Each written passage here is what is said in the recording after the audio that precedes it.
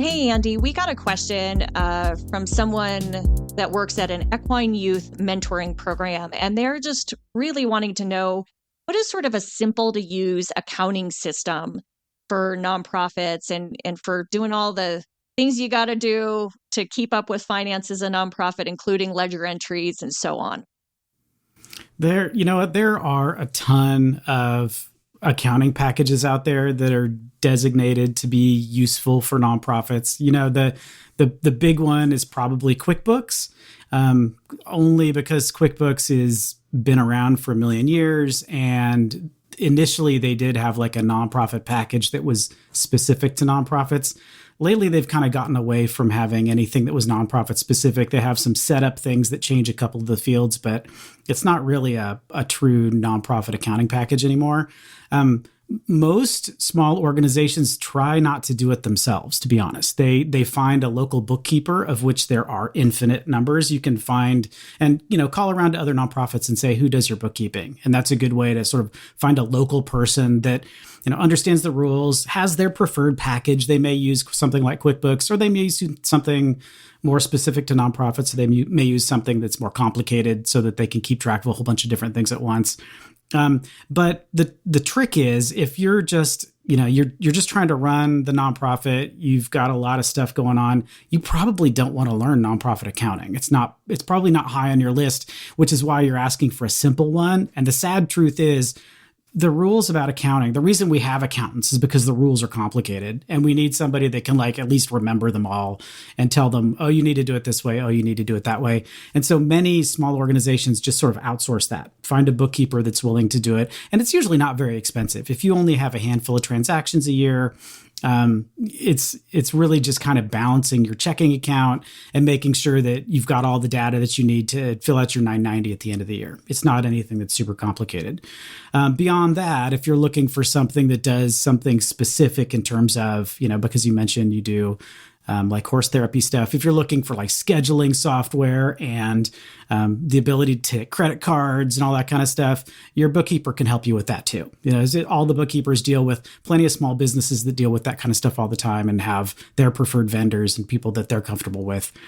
So that's what I would do, is I would just find a local professional and see what they have to say. And it's going to cause you a lot less drama than if you try to figure it all out yourself and find some off the shelf package and try to puzzle it out. Nonprofit governance. Nonprofit answers. Nonprofit board. Nonprofit management. Nonprofit marketing. Nonprofit resources. Welcome to Nonprofit Everything, the podcast where hosts Andy Shurick and Stacy Wedding answer your questions about all things nonprofit. Hey everybody, welcome. It's Andy and Stacy again. It's been a scary couple of weeks, hasn't it? Yeah, it's been heavy. It's been heavy and scary and wild. And I know, Andy, you're probably like I am. It's like between my text messages and emails exploding of people going, what is going on in the world right now and in our country right now? So. Yeah, I know I've talked to a lot of people who are confused. And I think that's kind of the national mood, is confusion at this point, especially in the nonprofit sector, because we kind of got blindsided. I don't think anybody was quite ready for the level of confusion. So one of the things I wanted to sort of mention is that if, there's a fair chance that you're feeling a little bit powerless right now, especially like maybe you're a staff member at a nonprofit and you're like, this is way above my pay grade. I don't know, people ask me questions about this and all I do is get angry. One of the things that I would do, and one of the things that I think could be useful for everybody, is to go to the National Council of Nonprofits webpage and find out who your local affiliate is. So National Council of Nonprofits is sort of our nonprofit national lobbying network. They're the ones that are following the law. They're actually the ones that started the lawsuit after the executive order that froze all federal funding for grants. The National Council of Nonprofits was the ones that sued immediately to pause it.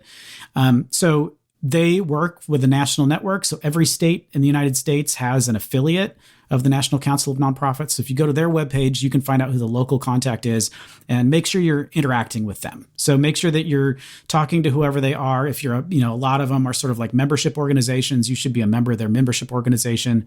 And they will help you figure out like who you should be talking to from a lobbying perspective, who needs to have an earful about what the actual impact of some of these decisions is. So because it's going to be really hard. I don't think Stacey and I are capable of being quiet for the next 4 years, and I know you're not either. No. So it's important to make sure that you're in the ear of lawmakers, letting them know that that we're kind of important and you need to pay a little bit better attention. So that's one way to do it. Yes, and we'll also put some links in the show notes. There's some resources, lots. You're also probably feeling a little overwhelmed, as I know I have, of the amount of support and resources out there. So I think what Andy suggested is great, but there's also a handful of others that we'll include for those who just may want to know about some larger people who are following this, tracking it, and it's not just going to disappear and go back to, normal in 2 or 3 weeks, but realizing this is probably going to be a journey, that there's going to have to be some advocacy and keeping an eye on it, and those kind of entities and organizations that are doing that. So we'll give you those links as well. Awesome. Yeah, we'll put those all in the show notes, so be sure to check those out.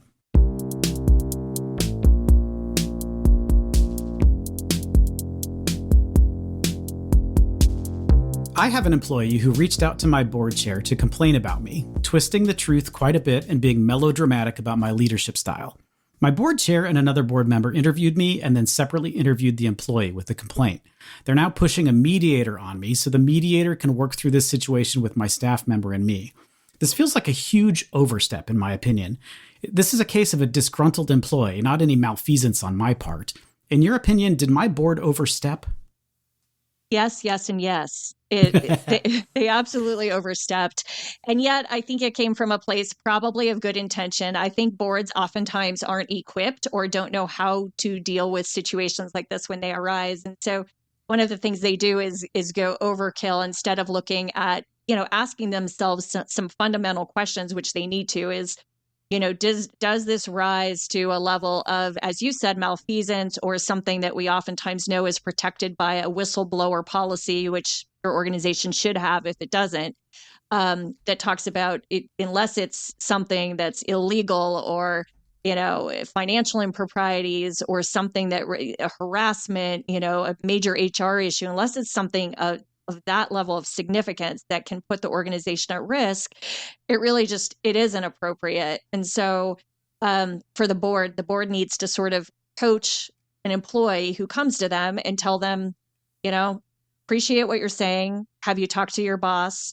Have you tried to work it out internally? Because, this isn't really, you don't want to go above your boss's head. How would you, I always say, put it back on them and say, how would you feel if someone went over your head instead of talking to you and going above? Like same thing applies. And so how do you make sure that you do that? And I think that, it's one thing if, for example, we don't have a lot of information to know. I'm guessing this is not the case based on the way the question was asked, but we don't have a lot of information to know, has this happened before? Is this a trend? Is this a pattern? Because I think those kinds of things, then maybe a board needs to start taking a look at, wow, we have a lot of staff reaching out and this seems to be happening frequently.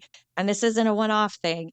So how do we want to address that and figuring out how they handle that internally? But, and maybe even through the annual performance review process, if there's opportunity for direct reports to share feedback, that's one mechanism to do it. But I think it's really hard as a leader, right? You get scrutinized, someone, if they don't like your style, and there's only so much you can do to try to accommodate them, at some point, sadly, it comes down to that employee either needs to figure out how to make this work. You need to figure out if there's anything you can do to adjust to make it work. And then if not, the employee probably needs to go find a boss or a leader they can work with. I'm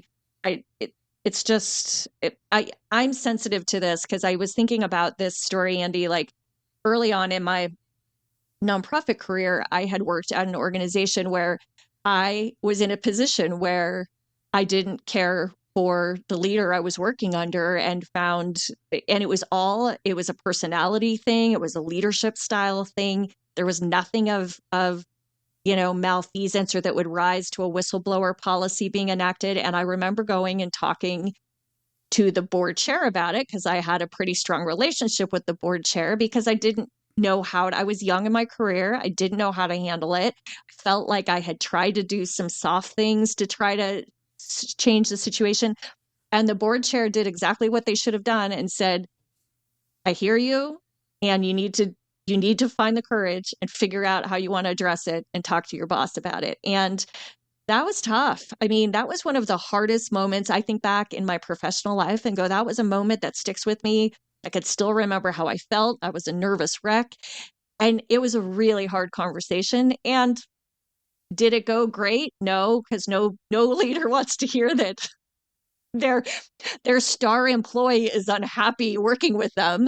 And because I was doing really good work, and I don't think that my boss felt that way about me. And it took some time to work through that and to build trust. But I also think, oh my gosh, the trust that would have been lost if my boss ever knew I went over her head would have been huge. And I didn't look at it like that, right? So I think sometimes I want to just caution the person who wrote this question. Like, I know it's frustrating. And I think sometimes people don't know where else to go or don't understand the board's role, and the board doesn't understand their role in these situations. So it's part of like when you're sort of talking to a board and doing board training and roles and responsibilities, playing out some of these real life situations that can happen, because this is not unique to you. This is a pretty common occurrence.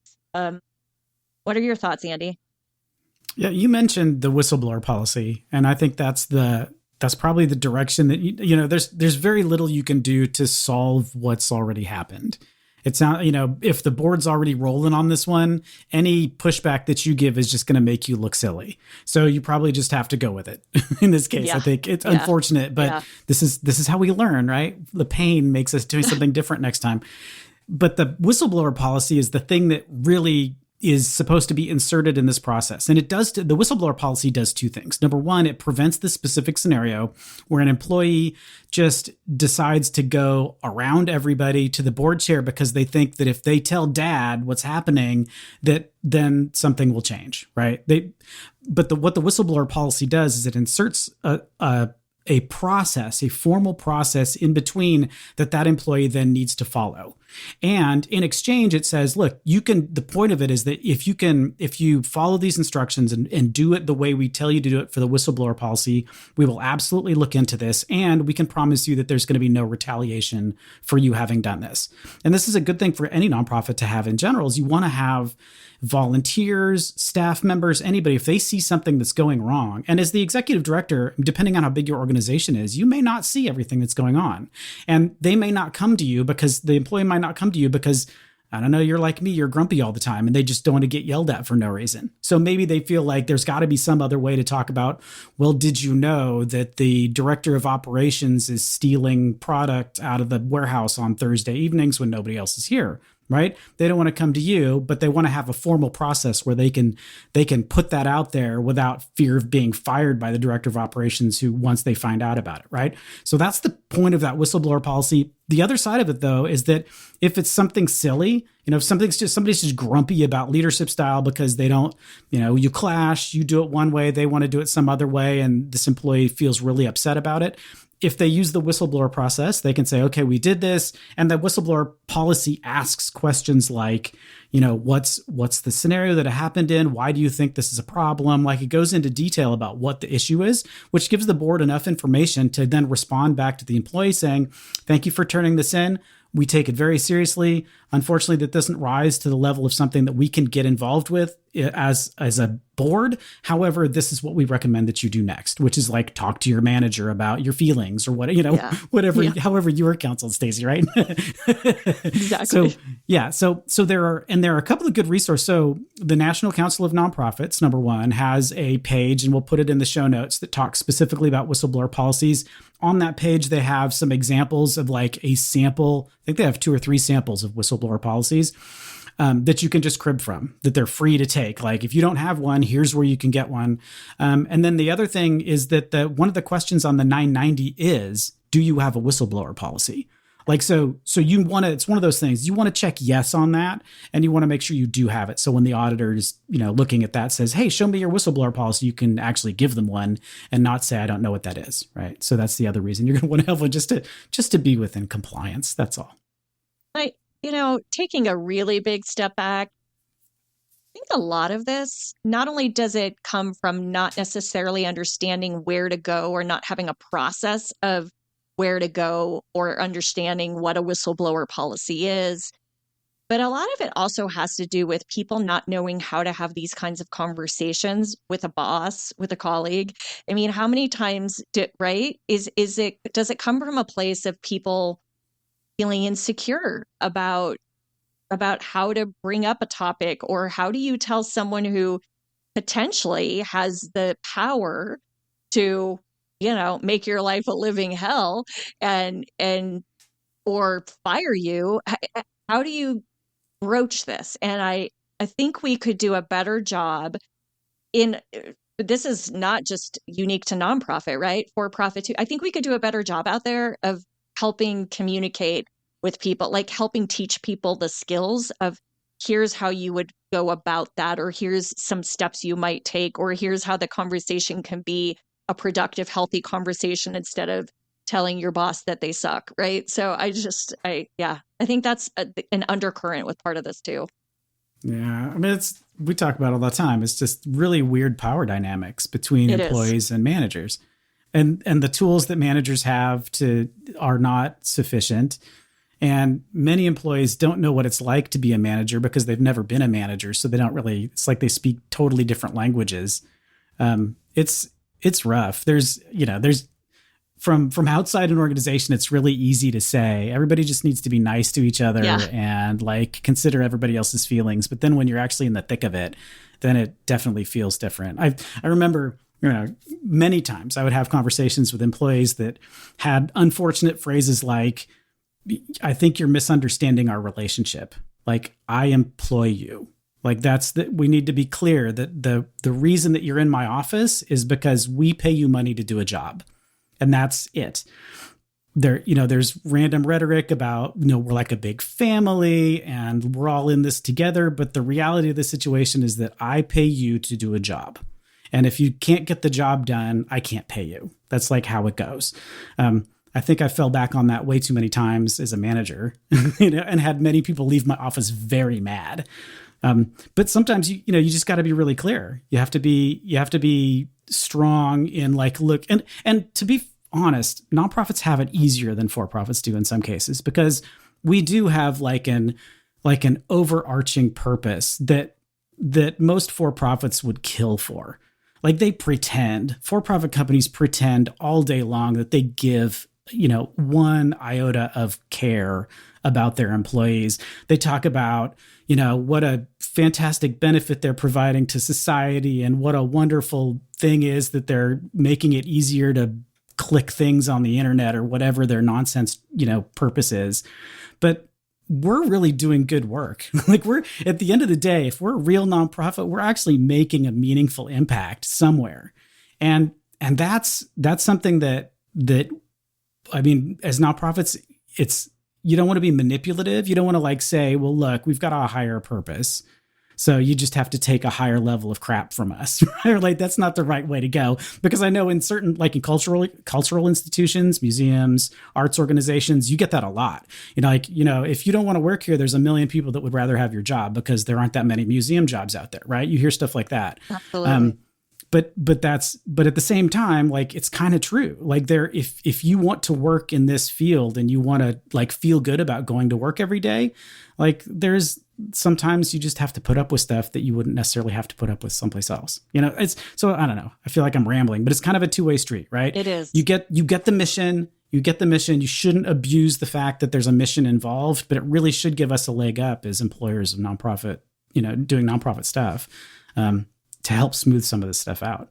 And it's also why the employees care so much, right? In a nonprofit, if somebody feels like something's going wrong, it's almost like they have a righteous cause. It's like, how dare you not do your job perfectly because people rely on us? Like, I know I've felt that. Yes. In a for-profit, how dare you serve that terrible Taco Bell to somebody? I'm just going to quit, right? They don't get upset that the Taco Bell was a rat, No. Or the widget you sold was broken or whatever. Right, Yeah. Right. Your customers are mad. So what? Yeah. Your customers are mad. I still get my paycheck. And at nonprofits, we have this extra level of do you realize that and again, as employers, we fall back on this all the time. You realize if you screw up, people don't eat, not you. Other people don't eat because we screw up. And that's a heavy thing to put on somebody, right? Which is why they're so passionate about making sure that the organization is being well run and that things are going the right way. Again, we say this all the time, this is business on hard mode. Congratulations, you've picked the most difficult thing to do, but it's important and we need to keep doing it.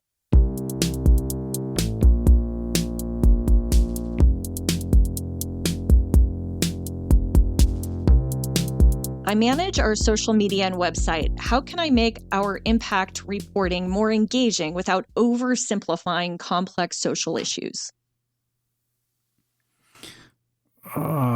So I think what I'm imagining with the scenario is that we're trying to put our impact reporting on the website and to have social media snippets come out of that. Is that what we're talking about?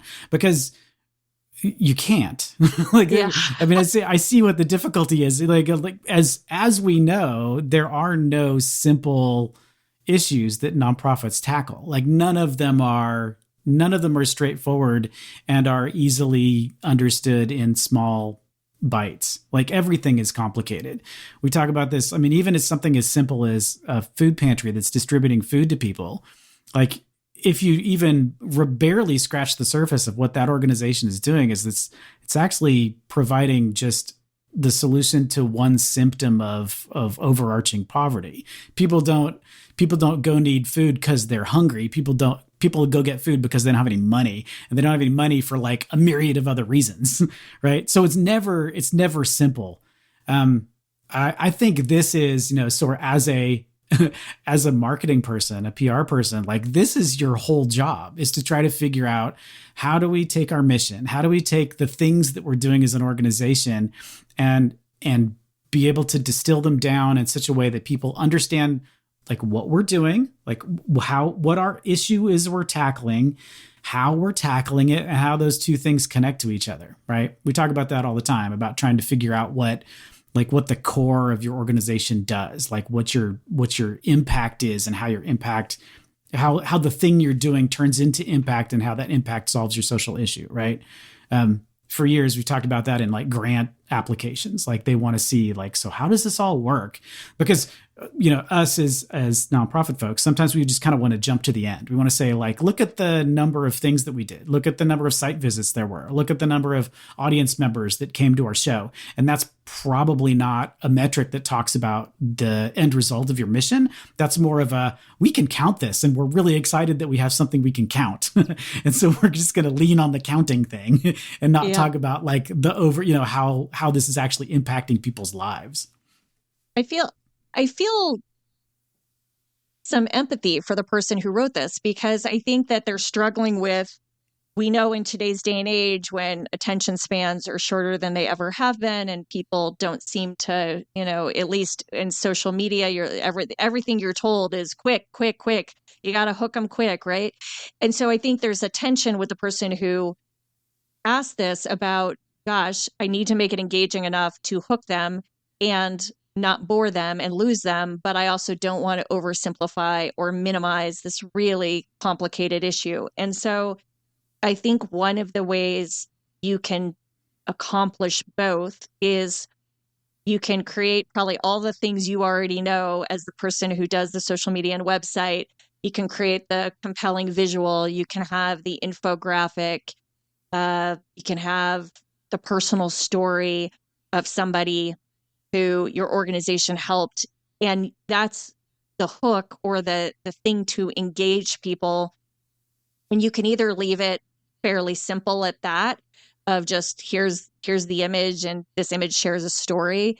But you can also then, if you're really trying to get people who want to dig in deeper and want to understand the complexity of the actual issue and sort of that systemic underlay of what your organization is trying to solve for, if you're trying to educate those who are wanting more of that, then there's, hey, here's a link. Click here to learn more about this issue or hear more about some of the, the complexity of what we're trying to deal with on an everyday basis. And so I think there is that ability for those who are really, good marketers. They're able to accomplish both, and provide sort of that on-ramp for people wherever they're at, right? Because Andy, you and I both know there's some people, maybe they're fewer and far between, but there's some people who actually do want to really understand. So why is that happening? And they have questions about, so what is it that, what are the sort of the root causes of that? And how prevalent is this? And what are other communities doing around this? I mean, some people do want to dive in, and those people, there's ways to offer that to them without having it, be the thing that is going to create the lack of engagement you need for the numbers you need for all the metrics that get measured in this kind of world. So I think there's a happy medium, but it's tough, man. This is why it's tough being all the jobs in nonprofit, particularly marketing jobs, are really, really tough because you're not wanting to think it's a Band-Aid approach, like it's to what you said, Andy. Any issue that you see nonprofits solving for, most of the time, there's a lot of things tied into that. There's a larger ecosystem that's impacting that, and it's really tough. And so figuring out how to do that balancing act, I think, is critical. It makes me, a marketer that I worked with for years who frequently had to remind me that I am not the target market. Like, as we're looking at collateral materials or things that are going out, and I would have challenges and like, why is this like this? I would have to be constantly reminded, you're not the target market. Like, this isn't going to you. We talk about that with direct mail too. I'm like, why is it always the same typeface? You're not the target market. Okay. I get that. Right. I think, there's got to be, I would love to talk to somebody that's got this figured out. Like, months ago, we had a guest expert on, and we talked about influencer marketing, about how to get influencers involved in your mission and getting them to participate with you in order to be able to reach their followers and talk about your cause with their followers. I mean, I don't know. Again, I'm not the target market, so I don't know if that's a smart idea, if that's just like more noise. I just don't know how people consume content that's about social issues anymore. That isn't me, right? Because like Stacey, you and I, like we're either super jaded or we've been around long enough to know. But like I know that when I get I know we've talked about this too, about direct mail too. Whenever I get a piece of direct mail, 100% open it. I don't care who it's from, because I want to know what it says. I want to know, just like analyze it from a scientific perspective. Like, what's in here? What are they asking me about? Which sentences did they put in bold? Like, how did they decide how much money to ask me for? Like, all those things I find really, really fascinating because they're like direct mail. And most people, I didn't even know at this point if is that how people get new donors? Like, does acquisition direct mail still work anymore? Is it all still on social media? Are people just doing door to door? How do you find out? Like, there's a guy came to my door the other day and he started, the two dudes with a clipboard and baseball hats and like, hey, I'm from the whatever, and we're raising money for this thing. Do you want to give whatever? And and I was in the middle of something, so I didn't hassle them. But I'm like, just as they're standing at my door, I'm thinking, does this work on anybody? Does anyone hand you $20 when you're standing at their front door asking them this random stuff? Yeah. Like, so what do you think, Stacey? Like, what works anymore? If you're trying to convince somebody that there's a social issue that they should care about and that you're solving it, like, where do you start? Yeah, I think you're raising some really good questions. And I feel like you had several questions wrapped in there that all could be just expert episodes, right? Because it does, I do say, how are people consuming it? I mean, I guess I also believe that today's society, there's a lot of people out there who they know that there is a world of information available online. And so I feel like people who actually, and those who care about reputable sources know that, oh, these are the three sort of journals or places that I go because of XYZ that I look for more information and reliable info. So I feel like a lot of people, if they don't have it at their fingertips and they're interested in it, they're going to go find it anyway because of it's just, our problem, I think today is more about like the accessibility is like there's so much for the average person who has any access to the internet, right? There's so much information. It's more about how do I distill it down in a way? How do I find reliable and reputable information, and how do I distill it down in a manner that someone like me can understand it, be an advocate for it, whatever. And so, but I do think it raises a good question because I think we're starting to see, I mean, there's some really great, the Fundraising Effectiveness Project and other resources out there that start to show, here's what the trends are in what's working and what's not. And there's certainly trends. I mean, it's still showing that there's a lot of these avenues are still working. There's just becoming more of them. So they're becoming a little more diluted, right? Because now I can go to, oh, I got this platform and this thing, and oh, I've got social media and I've got direct mail, and oh, there's still phone bank. That's that's still an industry of calling people on the phone, but it's a certain demographic, right? Like, so again, I think it's very complex being a marketer in today's day and age. And that's what I feel is the underlay of all of this.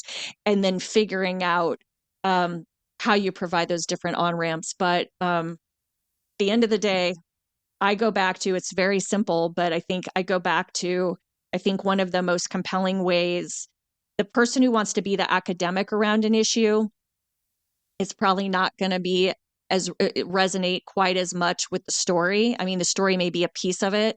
I think for the average everyday person, hearing a story or seeing one data point that they go, wow, that blew me away. That's where you bring people and invite them in. And then it becomes a journey of how do we share more with you if you care about the topic? So it's definitely a journey, not just a one and done event.